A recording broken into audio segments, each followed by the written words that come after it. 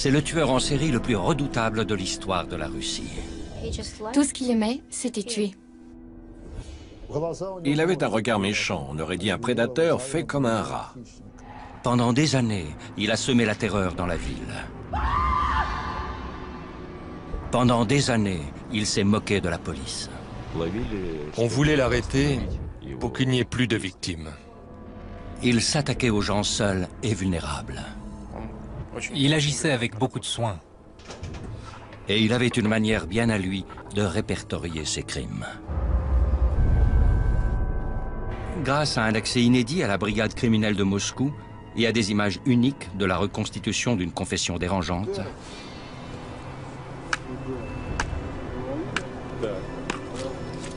voici l'histoire jamais racontée de la chasse au tueur en série le plus prolifique de Russie.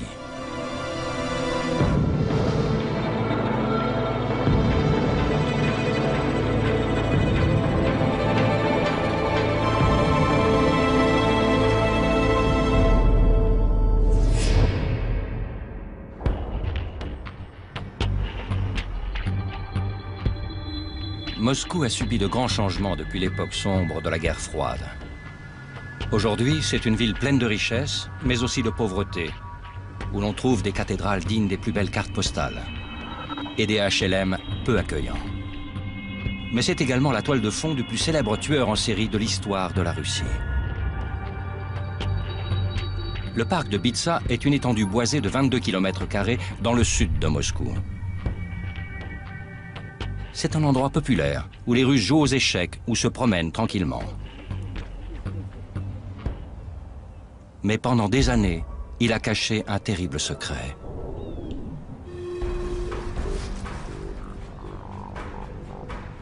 Le samedi 15 octobre 2005, la police de Moscou a retrouvé le corps de Nikolai Vorobiev, 31 ans. Il avait d'atroces blessures à la tête.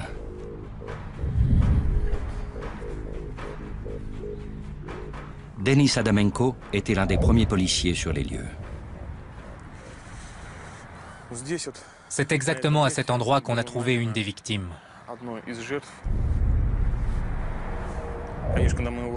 Évidemment, quand on l'a retrouvé, ce n'était pas beau à voir.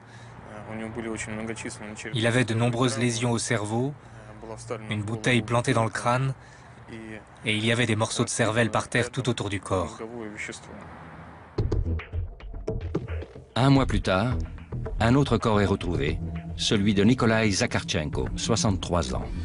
Presque 2 semaines plus tard, il y en avait un autre, Vladimir Didoukine, et une semaine après, celui de Nikolai Koryagin. À Noël, 7 personnes avaient été retrouvées assassinées et mutilées dans le parc de Bitsa. Aucun des corps n'avait été caché et rien n'avait été volé aux victimes.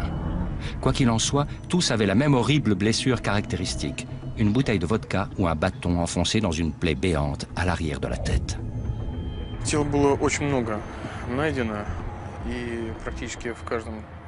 Il nous paraissait clair depuis le début qu'on avait affaire à un tueur en série. Les enquêtes complexes concernant des homicides sont prises en charge par la brigade criminelle de Moscou. L'enquêteur le plus ancien et le plus expérimenté est Andrei Supronenko. Il est souvent en conflit avec les milieux criminels de Moscou et enquête sur les meurtres les plus violents de la ville. Il a l'habitude de gérer les affaires compliquées et dangereuses, comme celle qui a coûté la vie à son prédécesseur. J'ai décidé d'ouvrir une enquête pour cette affaire criminelle en février 2006, quand il était devenu clair qu'on avait affaire à un tueur en série. C'était difficile, car il ne nous laissait pas un instant de répit. De nouveaux corps étaient retrouvés toutes les 2 semaines environ. On n'avait pas une journée de pause. Avec 7 corps découverts par la police et un tueur en série en liberté, Moscou vit à présent dans la peur. Yana Zarkinskaya, une journaliste d'investigation, est immédiatement attirée par l'affaire et couvre l'histoire pour la presse russe et britannique. On a réalisé qu'un tueur en série, un maniaque, agissait dans le parc de Bitsa. On l'a appelé le maniaque de Bitsa. Les gens en avaient peur. Le parc de Bitsa est un endroit très populaire pour se détendre et s'amuser. Mais les gens avaient peur d'y aller, car il y avait un sentiment d'insécurité. Même si elle découvre de nombreux corps, la police a peu d'indices sur l'identité du maniaque de Bitsa. Le tueur ne laissait pas de traces. On a essayé de ramasser différents objets trouvés sur les lieux du crime, mais nos analyses ne révélaient aucune trace, pas même une empreinte digitale. Il agissait avec beaucoup de soin. Les enquêteurs ont besoin d'aide. Ils se tournent vers le seul homme qui peut leur en fournir. Le professeur Vladimir Vorontsov est l'un des médecins légistes les plus expérimentés de Moscou. Il analyse les victimes de meurtres de la capitale russe depuis près de 40 ans. C'est à lui que revient la tâche délicate de déterminer la cause exacte de la mort de ces victimes mutilées. Toutes les blessures étaient infligées à la tête. Il y en avait beaucoup.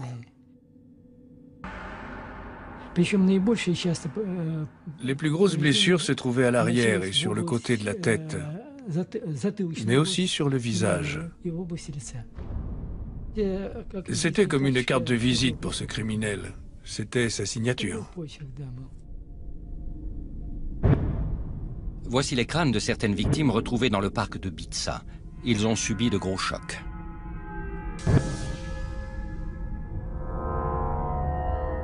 Même si peu de preuves ont été relevées lors de l'autopsie, le professeur Vorontsov parvient à déterminer l'arme du crime la plus vraisemblable.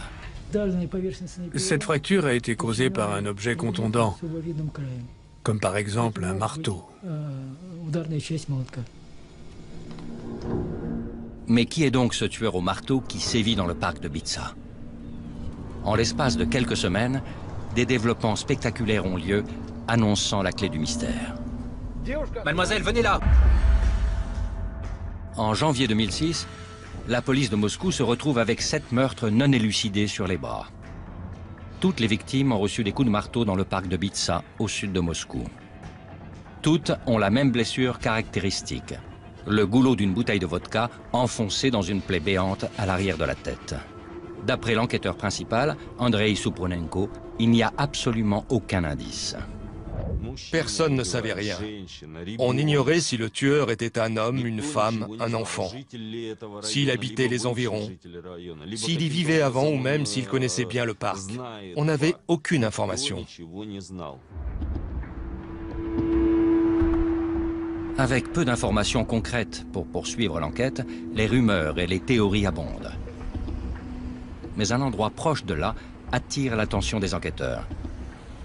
Le tueur se trouverait-il sous leur nez? Il y a un hôpital psychiatrique près du parc de Bitsa. Certains patients stables ont le droit d'aller se promener dans le parc lors de permission d'une journée. Il y avait donc une théorie selon laquelle le tueur serait un patient de l'hôpital qui se serait échappé et se cacherait dans le parc de Bitsa pour tuer des gens. De nombreuses personnes ont été contrôlées. Toutes celles qui éveillaient des soupçons étaient arrêtées et interrogées par la police. Mais sans suspect principal, la théorie du patient de l'hôpital psychiatrique ne mène à rien. Puis il y a eu une autre piste plus intéressante. Les victimes sont principalement des hommes d'âge moyen dont personne ne se souciait et que personne n'allait rechercher. Comme depuis le début les victimes n'étaient que des hommes, on a pensé qu'il s'agissait peut-être d'une femme. Personne ne savait quels étaient les mobiles des crimes. On a étudié différentes possibilités. 200 agents de la police de Moscou surveillent le parc de Bitsa. Leur mission est d'arrêter et d'interroger toutes les personnes qui leur paraîtraient suspectes. Mais le parc est vaste. Il fait 22 km², donc leurs chances de prendre le tueur en flagrant délit sont infimes.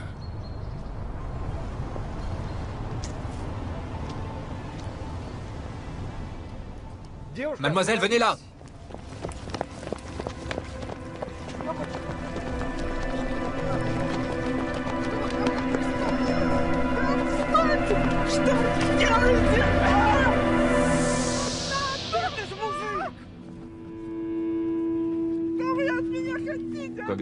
Quand le travesti a été arrêté, il paraissait vraiment suspect. La police fait une découverte surprenante. Le travesti a un marteau dans son sac. C'était le suspect idéal. Mais le travesti prétend que le marteau ne lui sert qu'à se défendre en cas d'agression. Lorsque l'histoire s'ébruite, la presse s'en donne à cœur joie. On pensait que c'était la bonne personne. Et de nombreux journaux titraient « Le maniaque de Bitsa a été capturé ». Mais le travesti a un alibi convaincant. Dès la fin de la première journée, on s'est douté qu'il n'était pas le tueur. Mais il a fallu près de 24 heures de travail minutieux pour vérifier son alibi. Ce n'est que lorsque tout a été passé en revue qu'il a été libéré. Une semaine plus tard, Mahmoud Choldachov, une employée de supermarché de 25 ans, est assassinée. Chaque fois qu'un nouveau corps était découvert, les médias couvraient l'affaire de plus belle.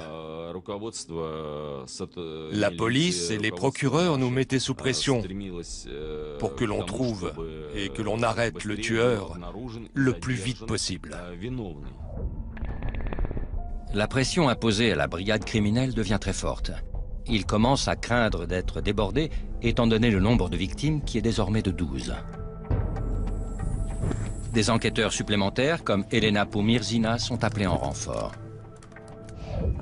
Il nous fallait une équipe opérationnelle pour parer aux événements et aux prochains meurtres. Puis, il y a eu une avancée importante. À un moment donné, et pour une raison qui nous échappait, il s'est mis à tuer des femmes.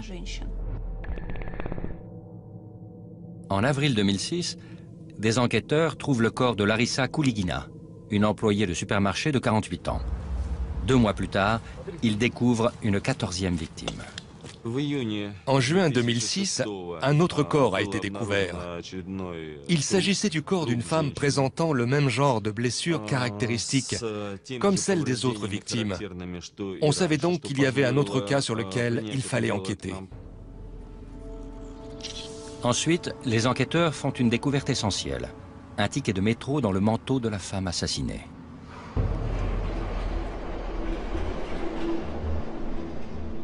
Commence alors un visionnage intensif des bandes de caméras de surveillance du métro de Moscou, afin de voir qui avait voyagé avec cette femme ce jour-là. Mais c'est un travail énorme. Puis, il y a eu une autre découverte capitale. 2 jours plus tard, les policiers m'appellent pour me dire que le fils de la femme assassinée est venu et a identifié le corps. La victime était une mère célibataire de 36 ans qui s'appelait Marina Moskaliova. Elle vivait seule avec son fils Sergueï. Quand on l'a interrogé, il a dit que sa mère était sortie se promener avec son petit ami Sacha. Elle n'est jamais rentrée chez elle. Alors que les enquêteurs reconstituent les derniers faits et gestes de Marina, son fils donne un indice essentiel. Avant de partir, Marina a essayé d'appeler son fils sur son portable pour lui dire où elle allait, mais il ne marchait pas. Elle a laissé un mot disant où elle allait et avec qui. Elle a inscrit son nom et son numéro de téléphone. Le numéro de téléphone appartenait à un employé de supermarché de 32 ans, Alexander Pichouchkin. En Russie, Sacha est un diminutif d'Alexander. C'était le premier indice concret qui nous menait à Pichouchkin. On a tout de suite trouvé son adresse. Au même moment, les enquêteurs étudient les bandes des caméras de surveillance de la station de métro. En passant les détails au peigne fin, on a retrouvé Marina Moskaliova marchant avec un inconnu dans la station de métro. Ce sont les dernières images de Marina Moskaliova vivante.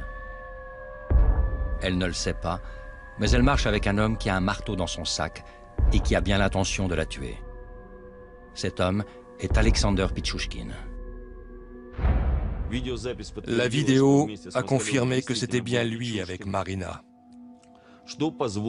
C'était la preuve qu'il nous fallait pour l'arrêter et l'accuser du meurtre de Marina Moskalyova. Le 16 juin, on a arrêté Pichouchkin. Il faisait nuit. Il était 10 ou 11 heures du soir. Il était très calme et au début, il niait tout. Je ne suis pas celui qu'il vous faut. Ce n'est pas moi. Je ne sais rien.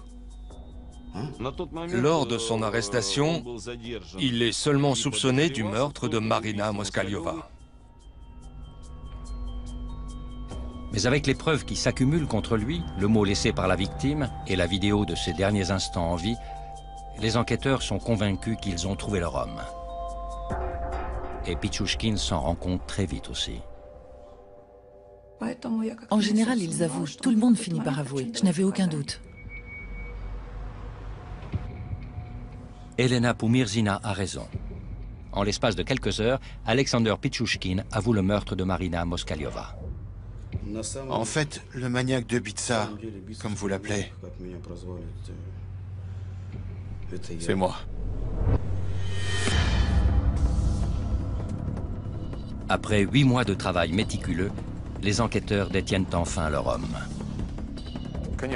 Évidemment, lorsqu'on a arrêté le tueur, on a été tous très satisfaits. Les enquêteurs peuvent enfin reconstituer les derniers instants de Marina. Elle avait rencontré Pichouchkin le 13 juin. Il lui avait proposé de faire un pique-nique dans le parc. Il a dit... J'étais assis avec elle pendant très longtemps. On était seuls et je me demandais si j'allais la tuer ou non. En fin de compte, j'ai décidé de la tuer. Car si je ne le faisais pas, ma vie deviendrait un enfer.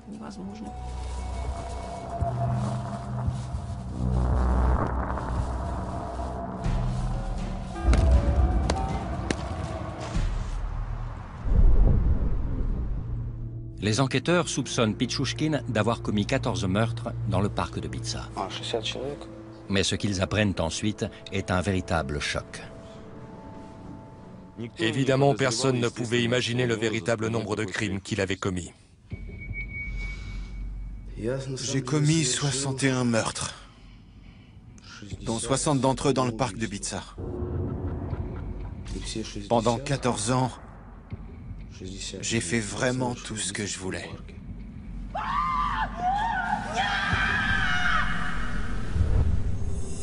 Absolument tout. J'étais presque comme Dieu. Ses aveux sont stupéfiants. Quand il a avoué, c'était un véritable choc pour tout le monde, car c'est un chiffre énorme. Avec 60 victimes, Pichouchkin serait le tueur en série le plus prolifique de Russie, encore plus que le pervers boucher de Rostov, Andrei Tchikatilo. Il fallait absolument tout vérifier, ce qui allait être long et fastidieux. Les enquêteurs trouvent alors quelque chose qui leur fait penser que l'histoire de Pichouchkin pourrait être vraie. Lorsque Pichouchkin a été arrêté, son appartement a été fouillé.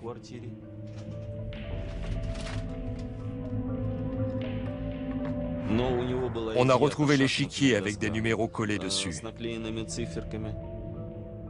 Chaque chiffre, chaque nombre correspondait à un meurtre.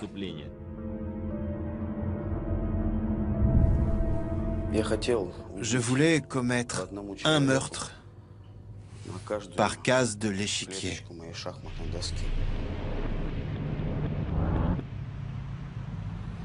Mais cet aveu incroyable était-il vrai? Il aurait pu dire n'importe quoi, mais on n'allait pas le croire sans preuve. Et pour obtenir ces preuves, ils allaient devoir se mettre dans la tête du tueur en série le plus prolifique de Russie. En juin 2006, après avoir retrouvé 14 corps dans le parc de Bitsa, la brigade criminelle de Moscou arrête Alexander Pichouchkine, soupçonné d'être le maniaque de Bitsa. Mais lors de l'interrogatoire, il n'avoue pas seulement les 14 meurtres dont ils ont connaissance.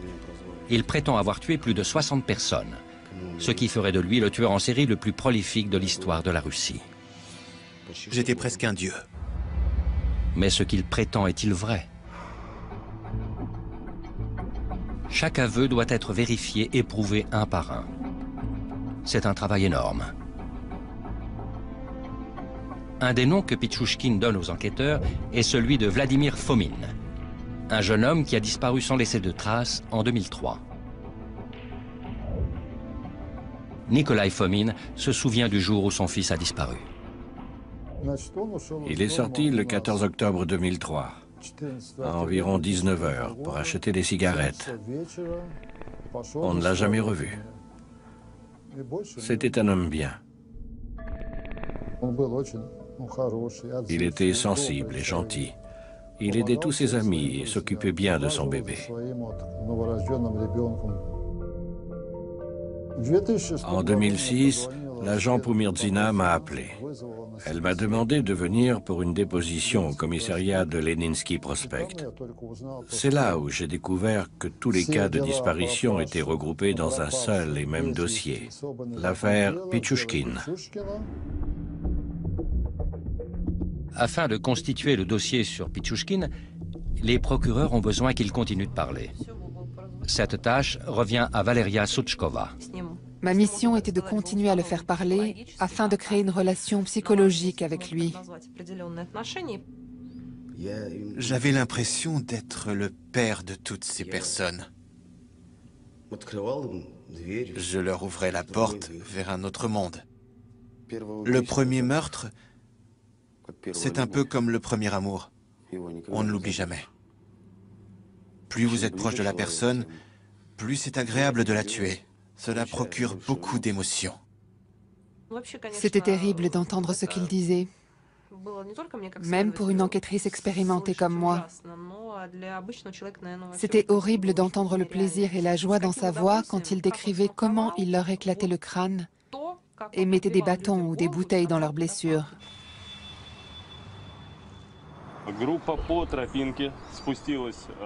En Russie, afin d'éviter d'avoir des doutes au procès, les enquêteurs emmènent les accusés sur la scène de crime, afin qu'ils reproduisent exactement ce qui s'est passé, et ils filment les résultats.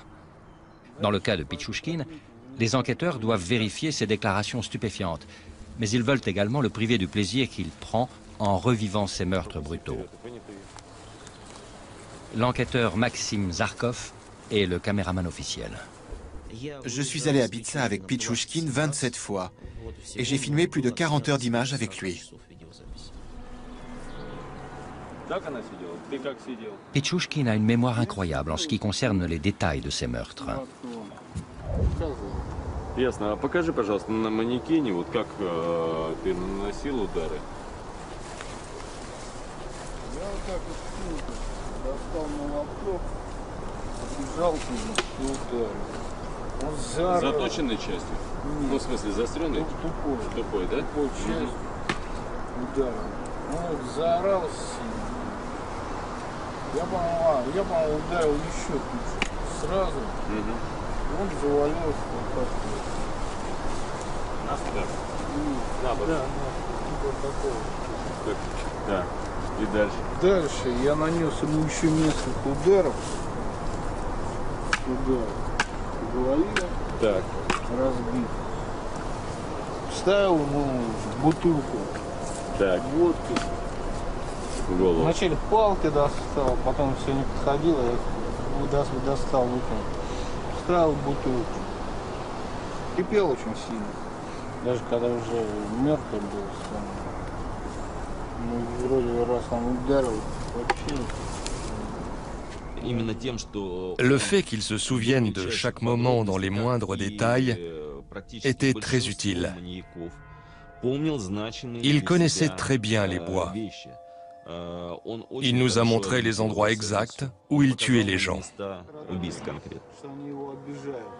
Denis Adamenko est menotté à lui lors de ses aveux dans la forêt.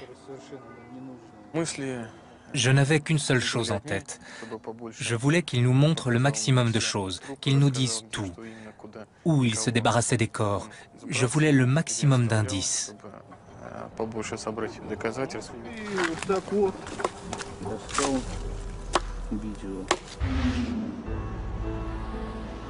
Mais l'affaire Pichouchkine ne peut pas être basée uniquement sur ses aveux. Lorsque les médecins légistes examinent les blessures au crâne de Boris Gratchin, un homme de 64 ans assassiné dans le parc de Bitsa le 19 décembre 2005, ils font une découverte étonnante.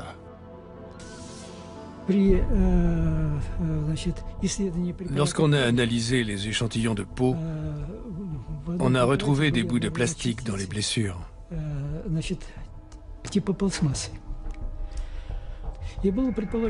Notre conclusion préliminaire était que ces bouts de plastique pouvaient appartenir à l'objet utilisé pour asséner les coups. La police de Moscou retrouve ce marteau. Pichouchkine prétend l'avoir utilisé, mais il leur faut prouver qu'il s'agit bien de l'arme du crime. En analysant le marteau, on a découvert des éraflures profondes sur la surface de la partie du manche qui se trouvait près de la tête de l'outil.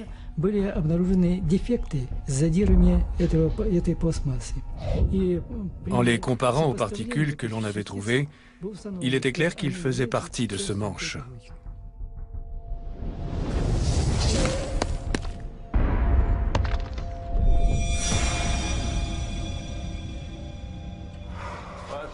Lors de ses aveux filmés, Pichouchkine révèle de nombreux meurtres incroyables et aussi comment, en tant que meurtrier, il saisissait toutes les opportunités de prendre des vies. Tous ces actes avaient pour but de commettre le maximum de meurtres. Le 18 janvier 2002, Pichouchkine rencontre un sans-domicile fixe de 40 ans, appelé Slavin. Здесь был, как бросил, он сейчас начал щелами откроешь, вот такое. Он его приподнял, вот такой, за ремень, по-моему, за что-то, штаны, вот такой. И вот так вот положил наполовину его. Затем поддел ноги, и он полетел. Ну и потом я услышал только крик там внизу. Ну, старушечий такой пошел, когда он уже, видимо, упал. À l'époque, les gens pensaient que c'était un suicide. Personne n'imaginait que c'était un crime. Il savait parfaitement ce qui se passait. Il savait ce qu'il faisait.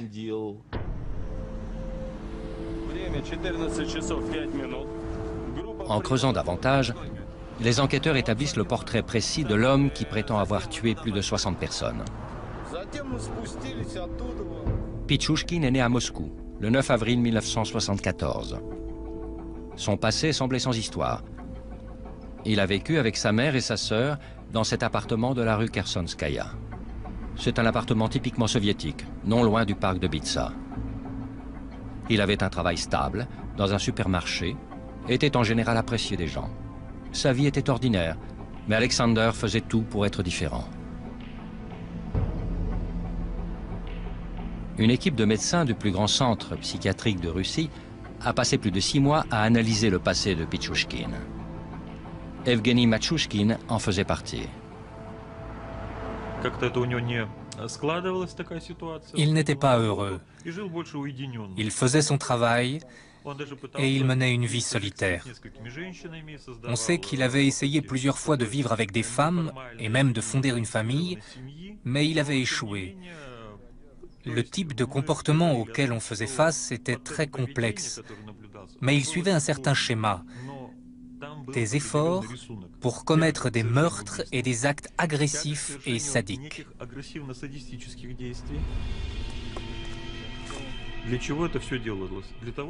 Pourquoi faisait-il tout cela? Ça lui procurait une certaine satisfaction et un plaisir sexuel. Il montre clairement des signes d'un syndrome de sadisme agressif, combinant l'agressivité à la cruauté. Il se libérait de ses intentions agressives. Il avait le don pour s'entendre avec les gens et pour les mettre à l'aise. Il rencontrait facilement des gens et gardait contact avec eux, sans jamais laisser ses victimes se méfier et sentir le moindre danger. Et au moment idéal, il leur fracassait le crâne.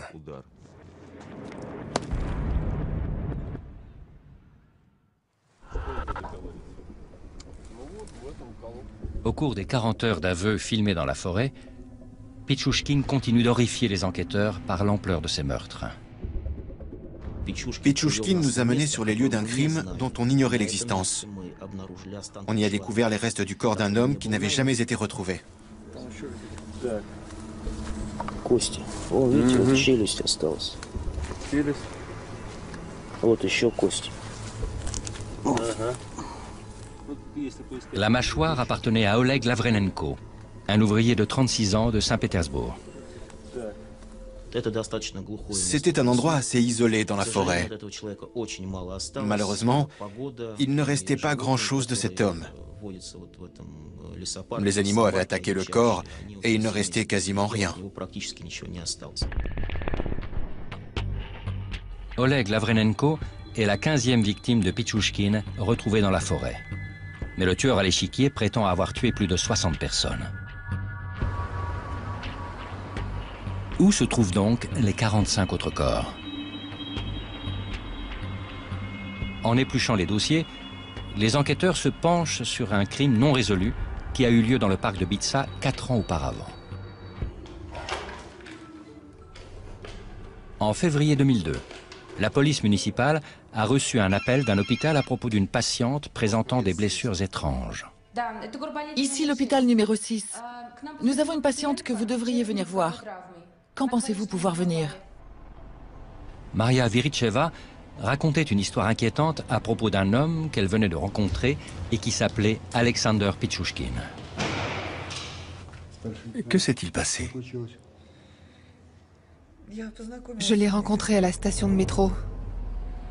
Maria a rencontré Alexander Pichushkin le 23 février 2002, près de la station de métro Kharkovskaya. Elle venait de rompre avec son petit ami et n'arrivait pas à joindre les deux bouts. J'étais en train de pleurer.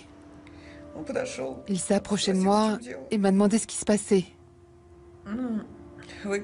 Il m'a proposé d'aller boire un verre. Pichushkin a proposé de lui vendre des appareils photo. Il lui a dit qu'il les avait cachés dans le parc de Bitsa. À l'époque, Maria Viricheva était enceinte. Il m'a emmené dans un coin isolé. Et m'a dit que les appareils photo étaient cachés dans les égouts.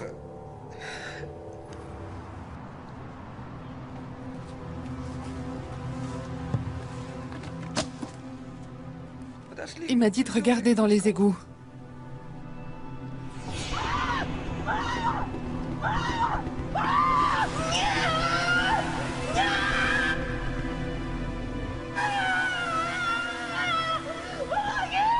Entraînée par les eaux rapides, Maria Viricheva a réussi à rester en vie en se hissant dans des égouts désaffectés.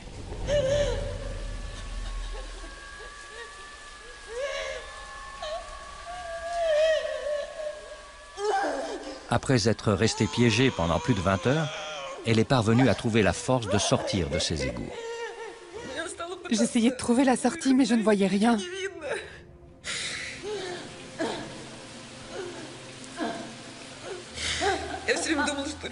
Je croyais que j'allais perdre le bébé à cause de cette ordure. À l'époque, malgré la déposition détaillée de Maria Viricheva, la police locale décide de ne pas poursuivre l'enquête. Elle savait qui avait tenté de la tuer et où le retrouver. Mais le policier lui a demandé de ne pas insister, car il ne voulait pas s'occuper de ce qui lui semblait être une affaire sans importance. Il pensait que ça n'avait pas d'intérêt, et il ne voulait pas de travail en plus. Ils ont raté une belle occasion. Ils auraient pu l'arrêter beaucoup plus tôt et ainsi sauver plus de 20 vies.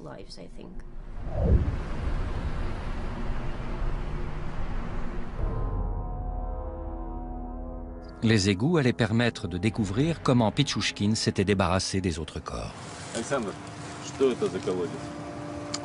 вот в эту колодку я утопил. Сколько всего человек? Ну сейчас сколько по подсчетам получается человек 16, по-моему. Можно более точно. Voici une des bouches d'égout utilisées par Pichouchkine. Il y a un réseau d'évacuation des eaux sous le parc de Bitsa qui dessert toute la partie sud de Moscou. En termes de dégâts physiques, quand il les jetait dans les égouts, ces personnes avaient de la chance, si l'on peut dire, car la mort était quasiment instantanée. Le débit et la pression de l'eau sont tellement importants que lorsqu'ils ont mis un mannequin dans les égouts pour voir ce qui se passerait, il a été rapidement mis en pièces. Pichouchkine s'est débarrassé de nombreuses personnes de cette façon, dont sa toute première victime, Mikhail Oldichuk, un camarade de classe de 18 ans qu'il avait assassiné en 1992. Oldichuk avait refusé de suivre Pichouchkine dans sa série de meurtres. Puis, en février 2002, Pichouchkine s'est débarrassé du corps d'un garçon sans domicile de seulement 9 ans qu'on appelait Mitka.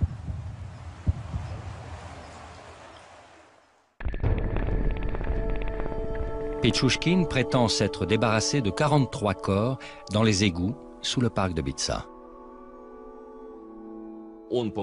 Il nous a même reproché de ne pas être capable de retrouver tous les corps. Je suis sérieux. Il nous a reproché de ne pas travailler assez dur. Il nous a dit que s'il n'avait pas jeté les corps dans les égouts, s'il les avait laissés sur le sol, on les aurait tous retrouvés. Mais une question demeure sans réponse. Pourquoi Pichouchkine commence-t-il par jeter ses victimes dans les égouts où elles disparaissent, pour ensuite les laisser dehors, où elles seront certainement retrouvées? J'ai eu l'impression qu'il n'arrivait plus à garder tout ça pour lui. Il voulait que tout le monde le sache. Il voulait, entre guillemets, que son œuvre soit reconnue.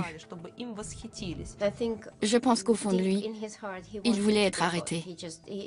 Il voulait attirer l'attention sur lui. Il voulait être célèbre et n'arrivait plus à garder le secret. Alexander Pichouchkine s'apprête à vivre son moment de gloire. Les procureurs de Moscou ont constitué un dossier solide contre lui, avec assez de preuves pour l'accuser de 49 meurtres. Sous le regard des médias du monde entier, le tueur à l'échiquier a un dernier coup à jouer.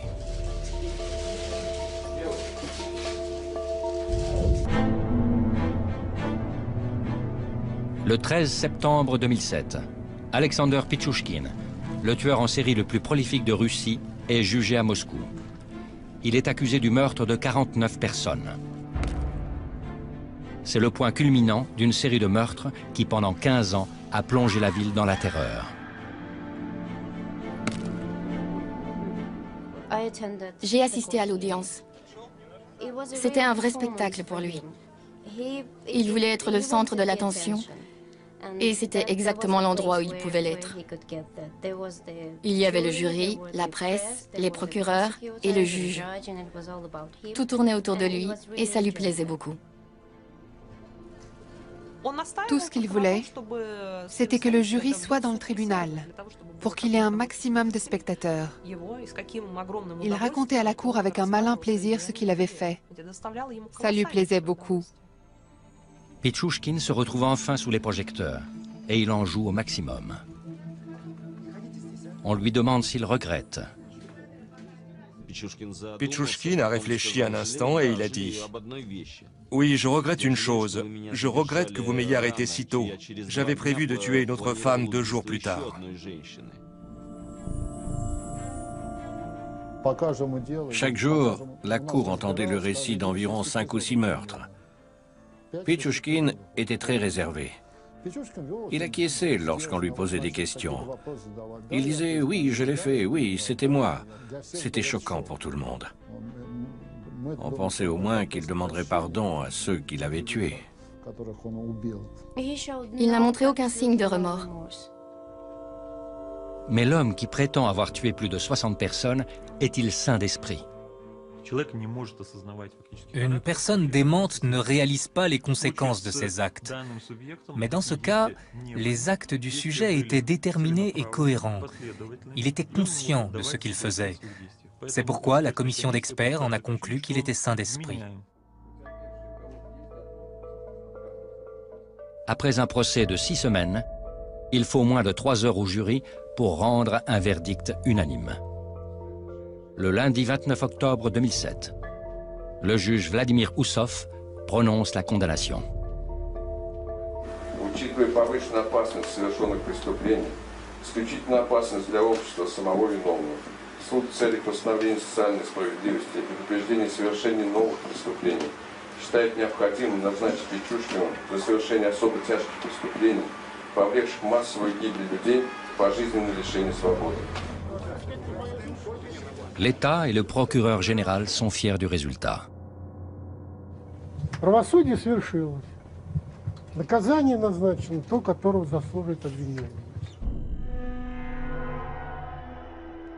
Pichushkin passera le reste de ses jours derrière les barreaux, avec les 15 premières années en isolement cellulaire.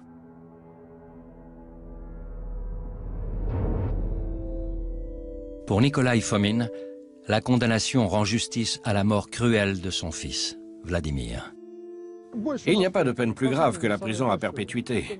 C'est tout ce qu'on peut obtenir, donc il restera en prison pour le reste de sa vie. Malgré le verdict de culpabilité, le corps de Vladimir Fomin n'a jamais été retrouvé. Cela apporte un léger réconfort à sa famille. Il y a de l'espoir. Tant qu'on ne retrouve pas le corps, il y a de l'espoir. C'est comme pendant la Seconde Guerre mondiale. On informait les gens que quelqu'un avait disparu et cette personne réapparaissait au bout de 40 ou 50 ans. Et si nous aussi on avait cette chance-là, il pourrait revenir millionnaire de quelque part, peut-être même d'Amérique. Il a fallu 9 mois de travail acharné pour que Pichushkin soit reconnu coupable. C'était très dur et très stressant. On a énormément travaillé. 24 heures sur 24 et 7 jours sur 7. Je ne l'oublierai jamais. C'était l'affaire la plus grave sur laquelle j'ai travaillé de toute ma carrière. Je m'étais déjà retrouvé face à des tueurs en série, mais aucun d'entre eux n'avait été aussi cruel et sans pitié que Pichushkin. Même s'il prétend avoir tué plus de 60 personnes, la police n'a jamais retrouvé tous les corps. La Cour avait assez de preuves pour le reconnaître coupable de 48 meurtres, un chiffre stupéfiant. Je n'avais jamais interrogé de tueur en série qui avait causé autant de victimes, mais j'avais eu des cas similaires.